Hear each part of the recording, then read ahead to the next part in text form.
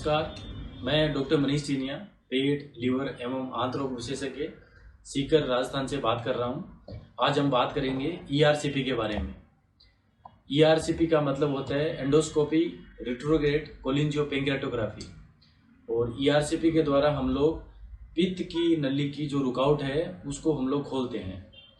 अब आता है कि भाई ईआरसीपी के क्या क्या इंडिकेशन है, क्या क्या यूज है। तो बेसिकली जो पित्त की नली होती है उसके अंदर जो रुकावट है उसको हम लोग ईआरसीपी के द्वारा खोलते हैं। तो जो रुकावट है वो दो तरह की हो सकती है बेसिकली। नंबर 1 स्टोन, जो पित्त की नली होती है उसके अंदर कोई स्टोन फंस जाए। और नंबर 2 है स्ट्रिक्चर, जो पित्त की नली होती है वो संकरी हो जाए। अब इनके क्या क्या कारण रहते हैं, तो पहले हम बात करेंगे पित्त की नली के स्टोन के बारे में। तो मोर देन 95% केस में जो पित्त की थैली होती है उसके अंदर जो स्टोन होते हैं वही वहां से फिसल कर पित्त की नली में आके अटक जाते हैं। और अब हम बात करेंगे पित्त की नली की सिकुड़न के बारे में।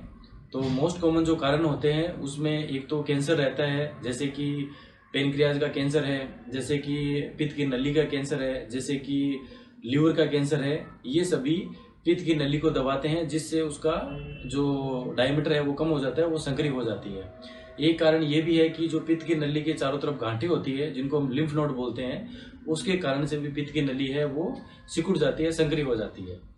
अब दूसरा सवाल आता है कि ये प्रोसेस कैसे किया जाता है। तो जो ईआरसीपी होता है वो पेशेंट को बेहोश करके किया जाता है।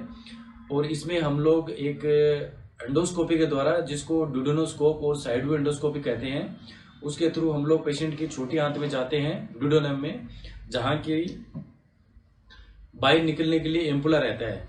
तो एम्पुला में हम लोग कटिंग करके वायर के थ्रू सीबीडी यानी पित्त की नली उसके अंदर जाते हैं। और जो स्टोन होता है उसको हम लोग बास्केट या बैलून की मदद से निकालते हैं।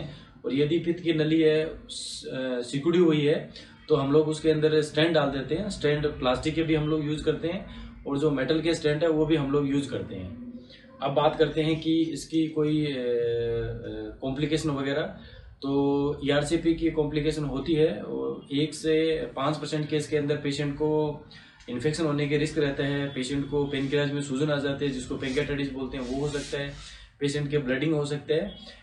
ये सभी ईआरसीपी की नॉन कॉम्प्लिकेशन है। और अब हम बात करते हैं हमारे यहाँ ईआरसीपी के बारे में। तो पहले पेशेंट को ईआरसीपी करवाने के लिए यहाँ से बाहर जयपुर, गुड़गांव या दिल्ली जाना पड़ता था। लेकिन आज के टाइम में जो ईआरसीपी है वो हमारे यहाँ सेंटर सीकर में ही उपलब्ध है। धन्यवाद।